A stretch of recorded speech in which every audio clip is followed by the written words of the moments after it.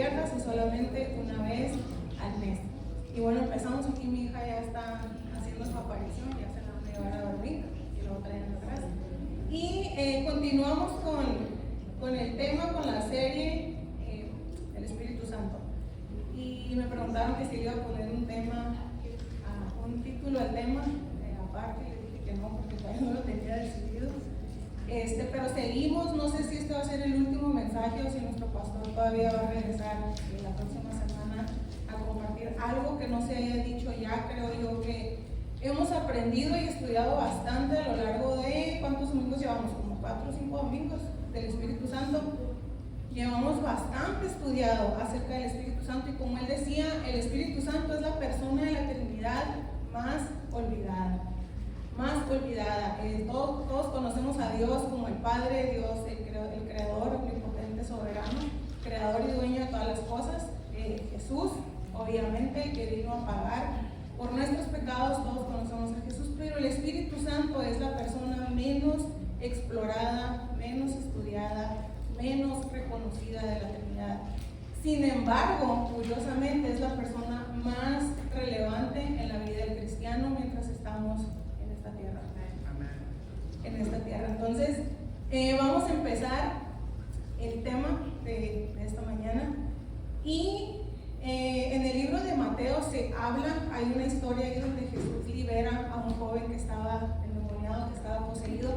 Y es ahí donde se habla del único pecado que no se puede perdonar, que Dios no perdona, que es la blasfemia al Espíritu Santo, ¿verdad? Vamos a leer rapidito, vamos a estar leyendo todas las citas de esta tarde en la Nueva Traducción Viviente, así que si trae su aplicación de celular, ábrala y póngale NTV porque todas las citas van a ser en NTV. Y empezamos Mateo 12, 31 y 32, dice: por eso les digo, cualquier pecado y blasfemia pueden ser perdonados, excepto la blasfemia contra el Espíritu Santo, que jamás será perdonada.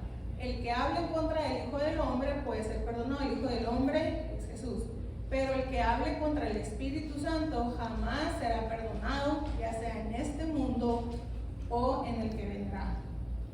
Imagínense la importancia de la persona del Espíritu Santo para que sea el único pecado que no tenía perdón. Decía ahí, ustedes pueden blasfemar contra mí. En este pasaje estaba Jesús ahí y se les va a perdonar. Pero si blasfeman contra el Espíritu Santo, ese pecado no será perdonado ni en esta vida ni en la venidera. ¿Y cuál era la blasfemia contra el Espíritu Santo? Era atribuirle a Satanás las obras del Espíritu Santo. Ese es el pecado imperdonable. Si se acuerdan, ahorita estábamos diciendo que Jesús libera a un joven que está endemoniado y los fariseos, mientras están viendo esta acción, ellos dicen que Jesús está poseído, que Jesús tiene el poder de Satanás para liberar a ese muchacho. Esa es la blasfemia contra el Espíritu Santo, así que si usted está tomando nota, apúntele ahí. Atribuirle a Satanás las obras del Espíritu Santo. Ese es el pecado imperdonable. Y en el tiempo moderno, o sea, ahora, y en las últimas 2 o 3 décadas, se está viendo una blasfemia moderna contra el Espíritu Santo. Y eso es al revés. Se le está atribuyendo al Espíritu Santo obras que no son del Espíritu Santo. Eso es al revés. El pecado imperdonable que habla Mateo 12 no es el mismo este es al revés. La blasfemia moderna es atribuirle al Espíritu cosas que el Espíritu no dijo, cosas que el Espíritu no hizo, cosas que el Espíritu no te dijo que fueras a decir o hacer. Mucho cuidado, lucecitas de alerta. Nuestro pastor compartía mucho acerca de este libro que él tiene, que se llama El Dios Olvidado. El Dios Olvidado es el Espíritu Santo. Y a lo largo de los años, desde que se cerró el canon, quiere decir cuando se cerró la escritura, qué libros iban a entrar en la Biblia, cuando eso se es cerrado, la iglesia ya se estaba desviando.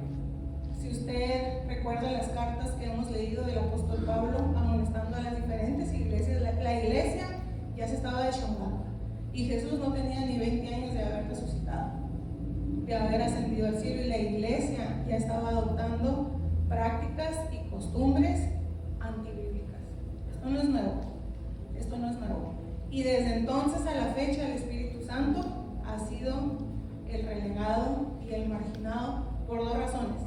Está el extremo súper carismático, súper sensacional, súper místico. Y a causa de ese movimiento se creó un pragmatismo que se va al otro extremo. ¿Qué es esto? Lo práctico, lo objetivo, lo lógico. No es que yo no creo en nada de eso. Es que el Espíritu no hace eso. El Espíritu Santo no puede hacer eso. Vamos a aclarar una cosa aquí que siempre decimos: el Espíritu puede hacer lo que quiera. Dios puede hacer lo que quiera. Pero estos movimientos llegaron a estos dos extremos. Lo súper místico y lo súper pragmático, dejando como consecuencia al Espíritu Santo totalmente olvidado en la forma en que debe ser adorado, en la forma en que debe ser reconocido, porque ni un lado está bien y el otro tampoco. ¿Okay? Y a inicios de los 1900 más o menos inició el movimiento pentecostal del que sale Iglesia de Dios, donde ellos acentuaban y reconocían los dones del Espíritu Santo, el bautismo con el Espíritu Santo. Es alrededor de la década de los 60 donde surge otro movimiento, que es el movimiento carismático, y este grupo o este movimiento se enfoca más en los dones, no tanto en el hablar en lengua, sino en los demás dones del Espíritu Santo. Pero surge un gran problema. Estos movimientos empiezan a enfocarse más en la experiencia que en la santidad. Experiencias que nos llevan a la santidad. Incluso uno de los fundadores, al paso de los años, salió diciendo que él ya no creía en la Trinidad, que la Trinidad no era real. Al tiempo hubo otra fundadora del movimiento carismático que fue encontrada en adulterio. Ella llevaba alrededor de 20 años practicando una doble vida. Entonces esto nos indica que no importa la experiencia, que no importa el sentimiento, que no importa el evento, lo que tú experimentes en el momento, si eso no te lleva a la santidad. ¿Okay? ¿Cuál es la labor del Espíritu Santo? ¿Cuál es el ministerio del Espíritu Santo según la Escritura? La santificación de la iglesia. Y si estas experiencias que se empezaron a levantar en los 60s no llevaban a esta santidad, ¿en qué se convirtió?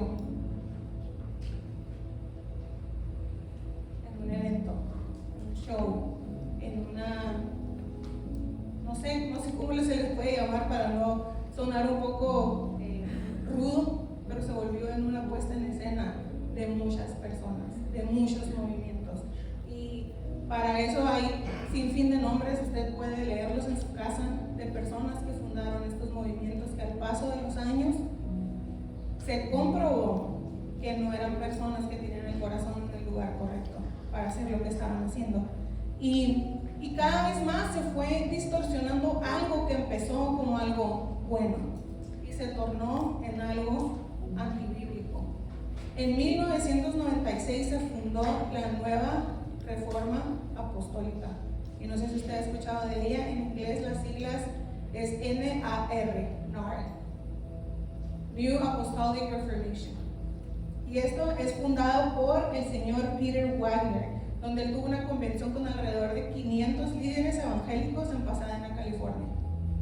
Ahí comenzó la nueva Reforma Apostólica. Y ellos enfatizan las experiencias sobre la Escritura, el misticismo sobre la doctrina. Y una de sus principales distinciones es el poder de sus líderes espirituales para hacer milagros y recibir nuevas revelaciones. Esa es una de las bases de este movimiento. Nosotros obtenemos nuevas revelaciones y te las venimos a decir a ti. Dios nos habla a nosotros en privado, nosotros te lo venimos a compartir a ti. Ellos constituyen el ministerio del apóstol y del profeta como las cabezas de estas personas. Aún ni los pastores ni los maestros son tan importantes como lo son ellos. Otra parte muy importante de este movimiento es que Dios comenzó a restaurar profetas Y esta iglesia está muy alejada de la verdad. En la actualidad no existen apóstoles ni profetas.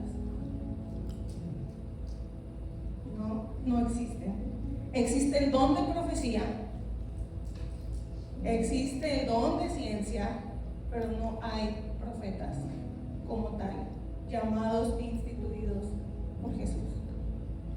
No existen profetas en la actualidad porque es imposible que cumplan con los 3 requisitos para llamarse apóstol. Perdón, no existen los apóstoles. ¿Cuáles eran las 3 condicionantes para ser llamado apóstol? Aquí van. Número 1, haber estado con Jesús personalmente. Así que ya con eso ya quedamos fuera. Apenas que seamos parientes de Matusalén, usted y yo ya estamos fuera de él. Haber estado personalmente con Jesús. Número 2, haber sido testigo ocular, o sea, lo vieron con tus ojos, la ascensión de Jesús al cielo. Y número 3, haber sido nombrado y o enviado por Jesús. Esas son las 3 condicionantes para llamarse apóstol. El único que no cumplió con las primeras 2 fue el apóstol Pablo. Pero en Hechos 9 vemos la historia de su conversión, donde Jesús se le aparece y le dice: ¿por qué me persigues? Y que le pregunta a él cuando todavía se llama Saulo: ¿quién eres? Soy Jesús. Y ahí Jesús lo nombra y Jesús lo envía. Entonces Pablo no cumplía con las primeras 2, él no anduvo con Jesús y él no vio a Jesús ascender al cielo, pero fue enviado por Jesús. Y el apóstol Pablo es el último apóstol. Eso sucede en Hechos 9, llegamos hasta el Apocalipsis, se cierra el canon, se acabó la Biblia, ya no hay más que añadirle. Dice el capítulo 22 de Apocalipsis: no hay nada más que añadirle, no hay nada que quitarle. Hasta ahí llegó. ¿Ok? Entonces, fuera de él no hay ninguno más. A lo mejor para ustedes esta es la primera vez que lo escuchan y le va a tomar tiempo procesarlo, y está bien. Está bien.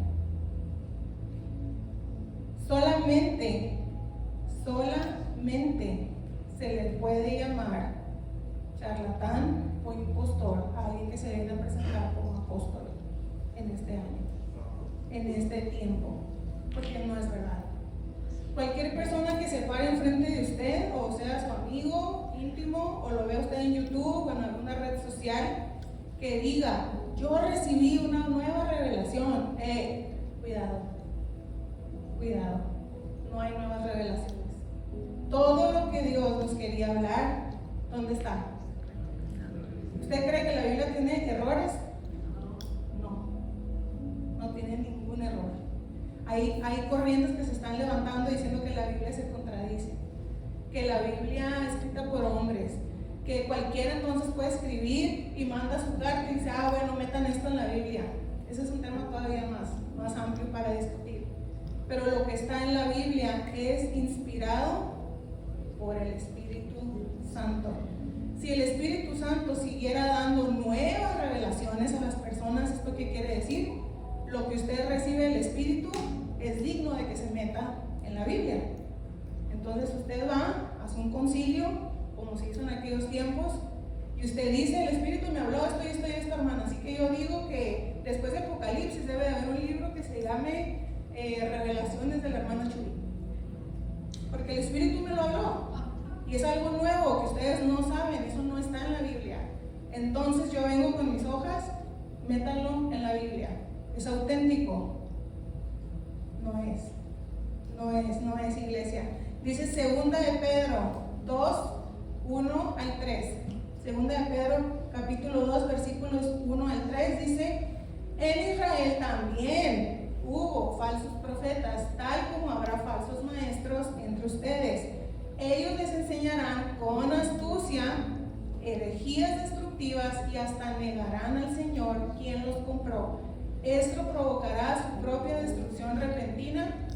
Habrá muchos que seguirán sus malas enseñanzas y su vergonzosa inmoralidad, y por culpa de estos maestros se hablará mal del camino de la verdad. Este es el peligro, iglesia. ¿Por qué? ¿Por qué hablas esto? No, esto es un tema para hablar aquí. Es muy controversial. no, es la palabra de Dios. Por esto, porque a causa de eso, otra vez el 2, por favor, Diana, el versículo 2, se hablará mal del camino de la verdad. ¿A causa de qué? De los mentirosos, de los charlatanes, de los impostores. ¿Usted ha escuchado familia que no es salva todavía, que dicen, uy, no, yo vi a fulano en la tele pidiendo dinero? Yo no voy a ir a una iglesia. Para nosotros, que ya estamos más maduritos, por no decir viejos, en el camino del Señor, esas cosas no nos afectan. Pero para un bebé espiritual, esa es una piedra de tropiezo muy grande. Escuchar a falsos maestros es una piedra de tropiezo para ellos. Por eso es importante, para que no se hable mal del camino de la verdad, del evangelio real de Jesucristo. Por eso es importante que como iglesia estemos alertas, que estemos lo suficientemente preparados en discernimiento espiritual para saber estas cosas y decir, sabes que esto no me suena bien, esto no está bien. A la luz de la palabra esto se contradice. Yo creo que esto no es lo que el Señor habló. ¿Para qué? Para poder guiar a esas personas, a esos bebés espirituales que pueden ser nuestros propios hijos o personas que están llegando a la iglesia. ¿Sí? Dice, esto no es nada nuevo. Desde hace muchísimos años se levantaron falsos maestros para engañar a la iglesia. Y curiosamente este movimiento, la nueva reforma apostólica que les estoy diciendo, ha atraído a muchísimas personas. ¿Por qué? Porque ellos creen que no es la voluntad de Dios que estemos enfermos y que no es la voluntad de Dios que tengamos pobreza económica. Ellos así lo afirman. Dios no quiere que tú estés enfermo. Dios quiere que tú seas próspero económicamente. ¿Quién no va a querer que le digan eso? La verdad. Dios te va a dar, como alguien dijo aquí que te iba a llegar un cel, no ha llegado todavía, pero ese tipo de afirmaciones que yo te dijera, Gloria, mañana vas a estar como nuevo. Todos los dolores que tienes vas a despertar y ya no los vas a tener. Solamente manda $10,000. Ahí está, no está el pequeño paréntesis. Hermana fulana, mañana su casa va a estar pagada, yo se lo aseguro. Imagínense, iglesia, qué riesgo poder asegurar algo que no sabemos con certeza. ¿Quién no va a querer que le digan, vas a ser rico? Tú ya no vas a trabajar, vas a vivir holgadamente, con mucho dinero, sin trabajar. Por eso estos movimientos están cobrando cada vez más fuerza y tienen más seguidores. Y ellos dicen esto, Dios no quiere que tú estés enfermo. Entonces, si tú no sanas, si tú llevas 20 días, 4 meses o 3 años orando por una sanidad y no sanas, ¿de quién es culpa? Tuya. Tú no tienes suficiente fe, no estás orando lo suficiente. ¿Por qué? Porque la voluntad de Dios no es que estés enfermo. ¿Sabes? Uno de mis mejores amigos falleció en el 2009 por fibrosis quística. Él nació casi en la iglesia. Él creía en Dios. Cada vez que había llamado al altar para pedir sanidad, él pasaba. Cada vez que había una convención en Ciudad Obregón de 10,000 personas, él pasaba. ¿Por qué? Porque él creía que Dios lo podía sanar. ¿Sí? No vamos a dejar de pedir. Sin embargo, al paso de los años, él dijo, si Dios quiere, me puede sanar. Y si no me sana, yo lo entiendo. Y yo lo acepto. En sus últimos 2 años de vida, esa fue la paz con la que él vivió. Si Dios no me sana, yo sé que Dios ya me dio todo lo que yo necesitaba. ¿Qué era qué? Ya lo hemos dicho mucho aquí, la salvación. Todo lo que tú necesitas, Dios ya te lo dio. Ahora imagínense ustedes que alguien de este movimiento le hubiera dicho a él, es que no has orado lo suficiente. Sí, llevas 16 años orando, pero te falta orar más. Es que no tienes fe. Claro que no. Claro que no. La enfermedad y la muerte son parte de nuestro viaje por este mundo. Paréntesis, hay algo muy importante, me voy a corregir. El cristiano nunca conoce la muerte. Dice la Biblia que nosotros dormimos. El que muere en Cristo duerme, no muere. El cristiano jamás muere, porque cuando cerramos nuestros ojos despertamos en nuestra casa. El cristiano no muere. Pero la enfermedad es parte de la vida, los problemas es parte de la vida, la estrechez económica es parte de la vida. Y a veces Dios te va a sacar y a veces no te va a sacar. ¿Sí? Por eso este es el peligro de estos movimientos, porque entonces yo que empiezo a atacar tu fe. No tienes fe, estás en pecado, por eso te dio cáncer. Pide más, decláralo, decrétalo. Eso es antibíblico, iglesia. El mismo Jesús, estando en el monte orando, ¿qué le dijo a Dios? Si puedes, si quieres, que no pase esto, pero que se haga tu voluntad. ¿Y esto qué quiere decir? Pues ya no vamos a orar por nadie. No. Vamos a orar. Y siempre vamos a pedir por lo que nosotros deseamos. Pero siempre sabiendo, Señor, hazlo conforme a tu voluntad. Uno de los líderes más prominentes de este movimiento, pastor o pseudopastor, no sé cómo se llama Kenneth Copeland. Es un señor americano multimillonario, que tiene su propio avión. Probablemente usted ya ha escuchado hablar de él, si no lo busca. Él tiene su propio canal de televisión y durante la pandemia del COVID, él oraba junto con su esposa y otros líderes así enfrente de la cámara, y él echaba fuera el COVID. Y le decía, bueno, usted se va a reír si yo lo imito, no lo voy a imitar.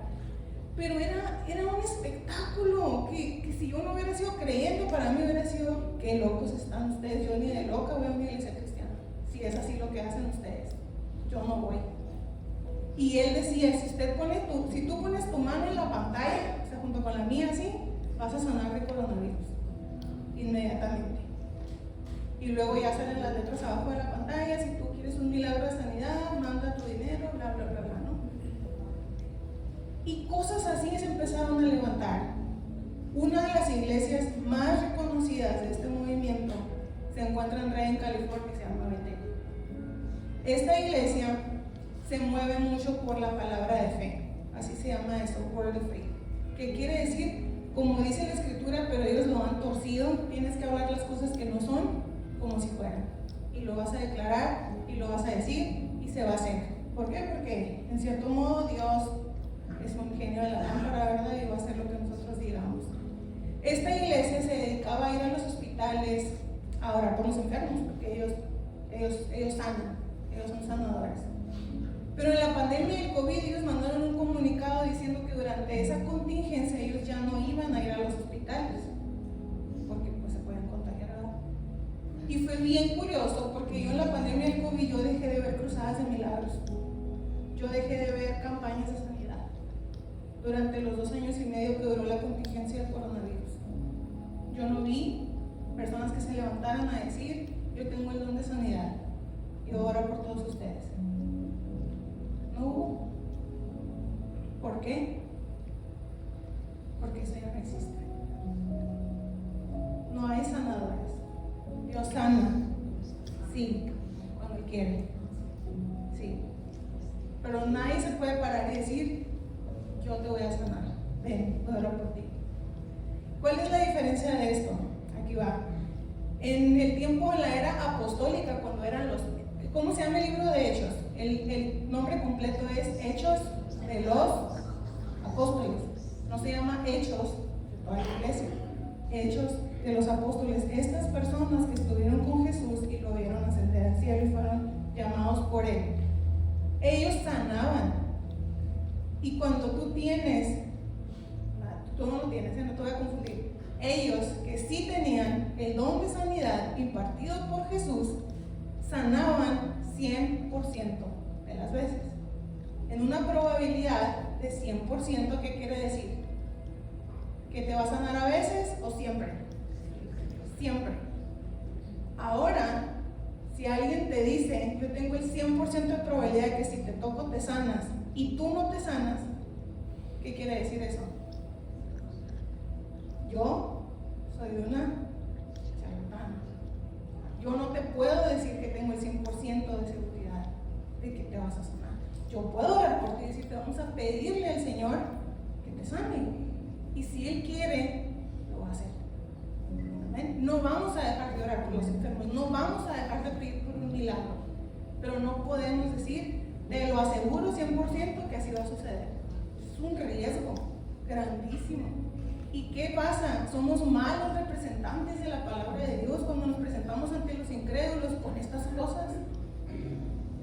Imagínate, piensa en un familiar tuyo, el más incrédulo, el más duro que conozcas, y piensa qué dirías si tú te presentas así.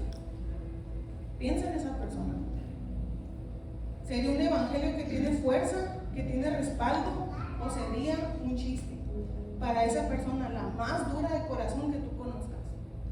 ¿Cómo quieres presentarle el evangelio? Y ¿por qué es importante otra vez, iglesia, entender esto? Porque estos movimientos están jalando muchísima gente. Otra práctica que tiene este movimiento es que los dones son transferibles. Si fulano de tal falleció y tenía el don de profecía, yo voy a su tumba, me postro encima de su tumba y se me transfiere el don. Ellos lo creen y lo hacen. Su pastor, el pastor Bill Johnson, él muchas veces predicó acerca de esto. Y él muchas veces habló de esto. El ir a las tumbas a que se transfirieran los dones. Cuando hay llamados al altar, se oran las personas unas por otras para transferir dones. ¿Eso se puede hacer, bíblicamente hablando? Absolutamente. Entonces, ¿por qué nadie se levanta a decir, hey, eso es antibíblico? Eso no viene en la Biblia. ¿Por qué, iglesia? Porque estamos con los ojos cegados. Cegados.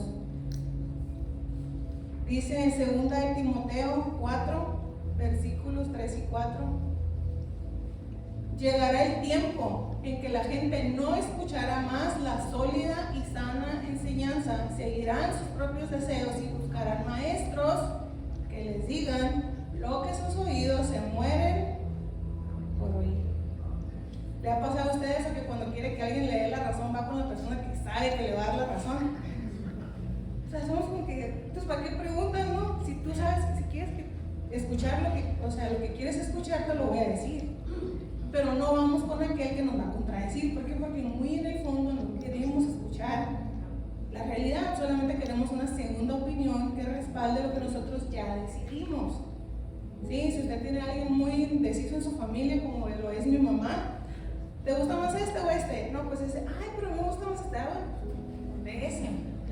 O sea, ella tiene una decisión, ella ya decidió que se va a poner ese zapato. ¿Sí? Entonces lo que yo digo realmente no tiene un peso, solamente corroborar que la decisión de ella fue la mejor. Si yo le hubiera dicho, sí, está mejor ese. Así somos nosotros, vamos a un lugar ya habiendo decidido qué creemos. ¿Cómo nos vamos a sentar ahí a recibir el mensaje?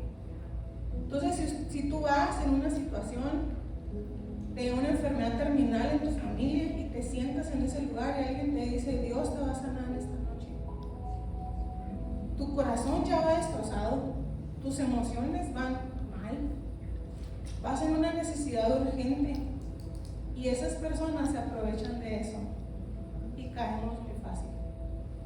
¿Por qué? Porque ya vamos buscando eso y lo encontramos rápido, pero no como debe de ser.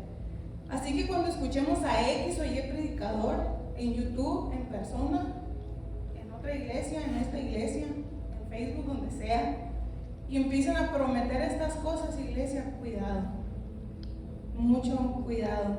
Y si alguien llega contigo con una profecía, siempre ponlo a la luz de la palabra. ¿Se contradice con lo que dice la Biblia? ¿Sí? ¿Es una nueva revelación privada? No es cierto. Dice la Biblia que una de las maneras para saber si un profeta era de Dios, ¿cuál era la señal? Que la profecía se tenía que cumplir. Entonces, si una persona profetiza 5 veces y de esas 5 solo se cumplen 4, con una que no se cumpla, esa persona no es profeta. No es profeta. Dice Jeremías 23, del 31 al 32. estoy en contra de estos profetas que con mucha labia dicen, esta profecía es del Señor. Yo estoy contra estos falsos profetas, sus sueños imaginarios son mentiras descaradas que llevan a mi pueblo a pecar. Yo no los envié ni los nombré y no tienen ningún mensaje para mi pueblo. Yo, el Señor, he hablado. O sea, como dicen ahora, yo ni los toco. Ni quiénes son. Los que te dijeron que yo dije tal cosa, ni los conozco. Así que, iglesia, esto no es nuevo.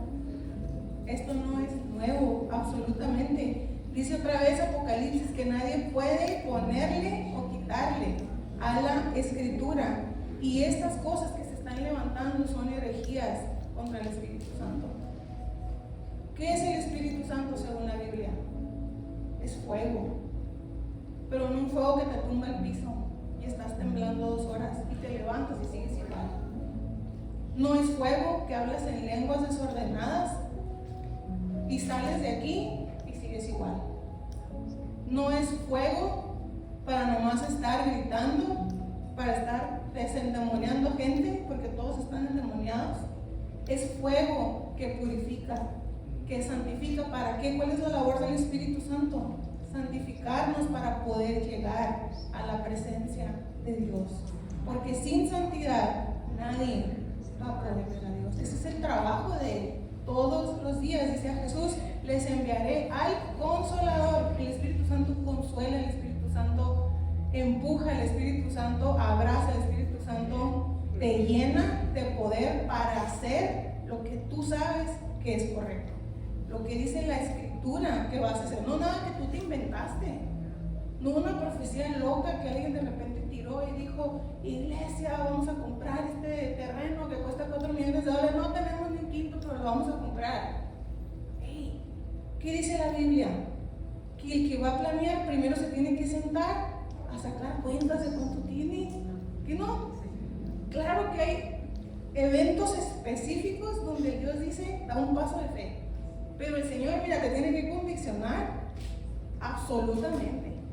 No es nomás una emoción porque en una cruzada alguien dijo, mañana vende todo lo que tienes y vete a Jordania y allá vas a predicar el Evangelio. Espérate. En estos eventos uno llega siempre. ¿Cómo llegas a un evento? Cuando estabas joven ibas a un campamento con todo. Pero pasaba una semana y se acababa, se apagaba. ¿Por qué? Porque es una experiencia. Pero la obra del Espíritu es de diario, es de continuo, estarla alimentando. ¿Cómo? Muriendo a nosotros mismos todos los días. Y no me malinterpretes, iglesia, yo no estoy en contra de los dones espirituales. Los dones espirituales son reales, pero son para momentos muy específicos. Dice el apóstol Pablo, cuando amonesta a los corintios, ¿qué les dice?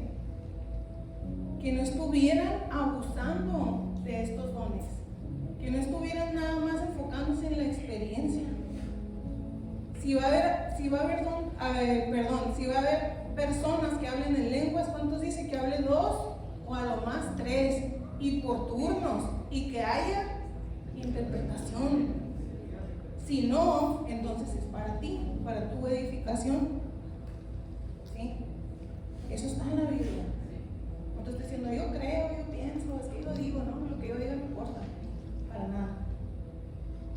¿Qué dice la Biblia? Orden en la casa de Dios. ¿Para qué? Para que cuando vengan los incrédulos no digan, hombre, que es puro circo, ya me voy. Ya me invites a tu iglesia, están pero medios, como que les falta una tuerca en esa iglesia. Sí, por eso, iglesia, por eso es importante conocer la Escritura, la Biblia. No digo que no la conoces, yo sé que la conoces, sé que la estudies, pero es algo constante. La santificación es un proceso que nos va a llevar toda la vida.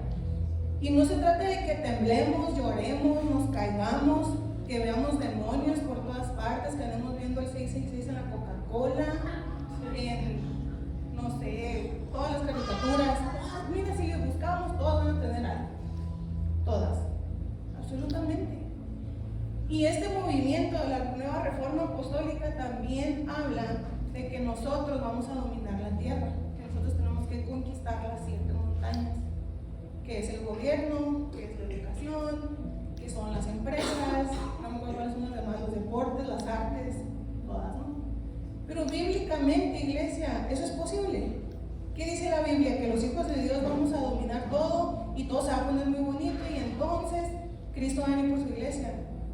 No, al contrario. El mundo va a ser un lugar cada vez más hostil para los hijos de Dios. Pero ¿qué dice la Biblia?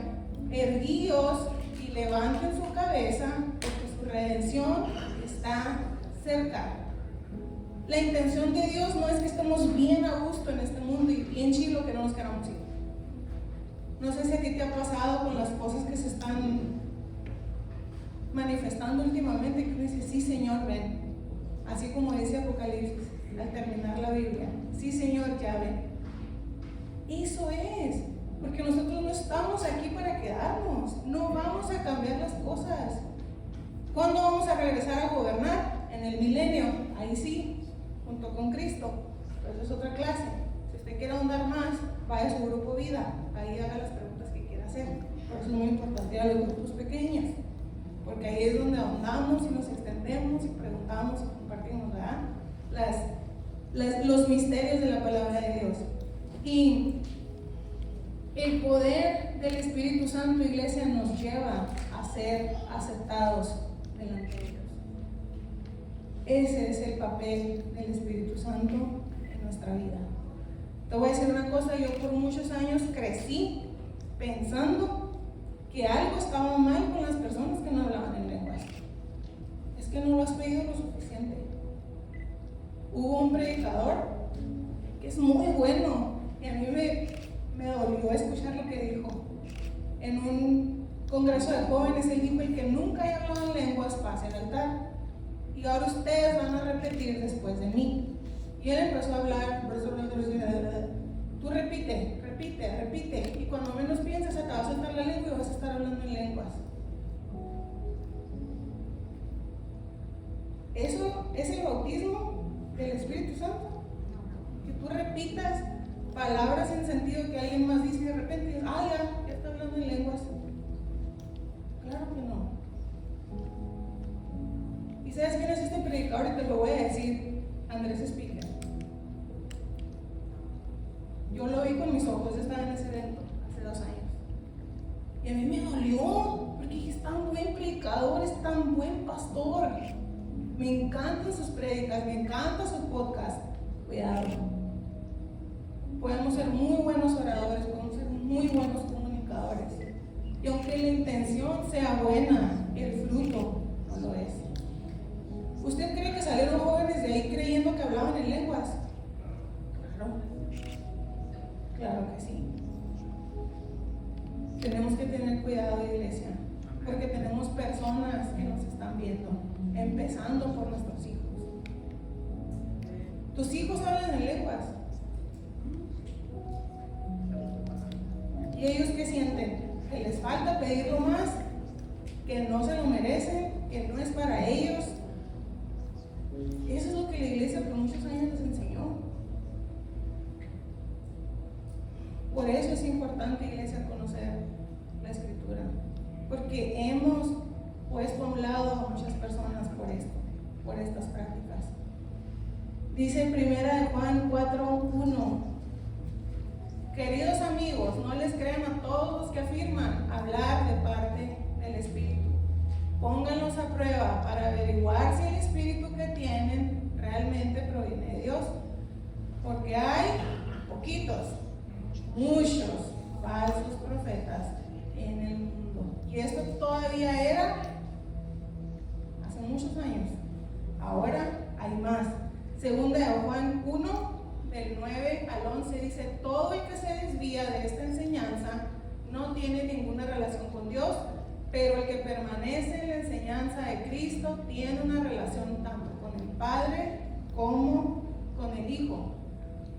Si a sus reuniones llegara alguien que no enseña la verdad acerca de Cristo, no lo inviten a su casa ni le den ninguna clase de apoyo. cualquiera que apoya a este tipo de gente se hace cómplice de sus malas acciones. Si a usted le gusta mucho ver enlace, no les mande su dinero. Escuche la prédica si quiere, como dice la Biblia, prueben los espíritus, retengan lo bueno. No estoy descalificando a estas personas que no puedan tener algo bueno, que no puedan de repente tener una buena predicación, sí la pueden tener, pero nosotros tenemos que estar siempre probando los espíritus, probándolo con la luz de la palabra, a ver qué dice la Biblia y qué me está diciendo este. No checa. ¿Qué tiene más peso? La escritura. ¿Sí? Hay otro pastor muy prominente en Anaheim, California, no les voy a decir quién es, ustedes ya saben quién es, que se hace fila para entrar a su iglesia, un argentino, muy bueno para hablar, buenísimo, es entretenidísimo, de verdad. Yo lo escuché muchos años, en mi adolescencia, y este es el peligro, que mucha gente lo escucha y se basa solamente en lo que él les da. ¿Sí? Y él hizo unas afirmaciones acerca de Judas cuando entrega a Cristo y luego se suicida, que la verdad fueron completas herejías a lo que dice la palabra de Dios. Es una confusión. Iglesia, eso nos debe de alertar y nos debe de decir, hey, pues sabes qué, tú que conoces la palabra, levántate y da clases. Tú conoces la escritura, compártela como es, porque hay muchos que hablan más bonito que tú, que la están dando como no es. Tú en tu casa levanta altares de estudio bíblico, de oración, ¿sí? Tú que tienes años en la iglesia, abre tu boca y habla la verdad, porque se están levantando muchos movimientos que están jalando gente con estas promesas y falsas esperanzas, y la gente está confundida. Entonces, ¿qué quiere decir esto? ¿Que Dios ya no hace milagros? Absolutamente, Dios hace milagros, ¿sí? Pero no cuando nosotros queremos, no de la manera que nosotros queremos. En la Biblia vemos muchas historias asombrosas, cosas que Dios hizo. Dios abrió el mar rojo, pero usted ha visto que eso vuelva a suceder ahora. No. Dios hizo que un burro hablara. ¿Sucedió? Sí sucedió. ¿Usted ha visto burros hablando ahora? No. Esos son textos descriptivos de cosas que sucedieron, pero no quiere decir que Dios está obligado a hacerlo cada que nosotros le decimos. Cada que yo me paro en el mar y pongo así, digo, Señor, abre el mar, quiero pasar caminando. Y dice la Escritura que si tuvieras fe como un grano de mostaza, tú le dirías a ese monte que se mueva, se moverá. ¿Usted ha visto montañas moverse por el poder de una persona? No. Es importante entender la Escritura, iglesia, porque entonces ahí anda la gente, y este hombre que les digo que oraba en la televisión para que saliera el coronavirus, haciendo, no sé si usted ha visto Dragon Ball Z o cosas así, pero es lo que parecía, era algo de verdad que parecía una comedia. Son locuras, iglesia, es una burla a lo que es el Espíritu Santo. Por eso regresamos a lo mismo, es la persona de la Trinidad más relegada, más ofendida, porque le atribuimos a Él todas estas cosas que nosotros queremos creer o seguir, ¿sí? El poder purificador del Espíritu Santo nos santifica para que nos presentemos ante la presencia de Dios y seamos hallados justos y sin mancha como la iglesia por la que viene Cristo. Ese es el poder del Espíritu, que nosotros le hemos querido atribuir un chorro de cosas. Eso aparte. Esa es la función del Espíritu Santo, empoderar a la iglesia para caminar en la autoridad de Cristo mientras estemos en la tierra, porque en el cielo no vamos a necesitar el Espíritu Santo. Va a estar ahí como parte de la Trinidad, pero no lo vamos a necesitar para vivir. Es por un corto periodo de tiempo que el Espíritu Santo está con nosotros, y no es para esto.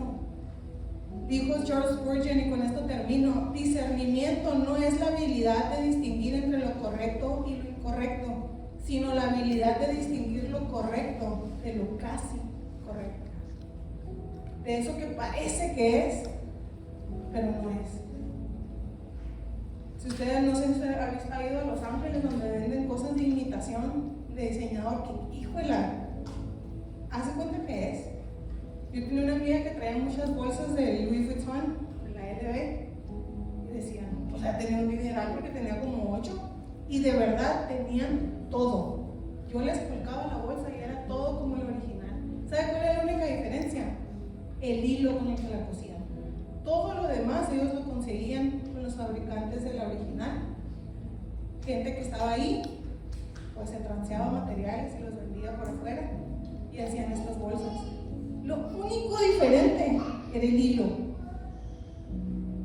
Así debemos de tener el discernimiento para distinguir lo casi verdadero de lo verdadero.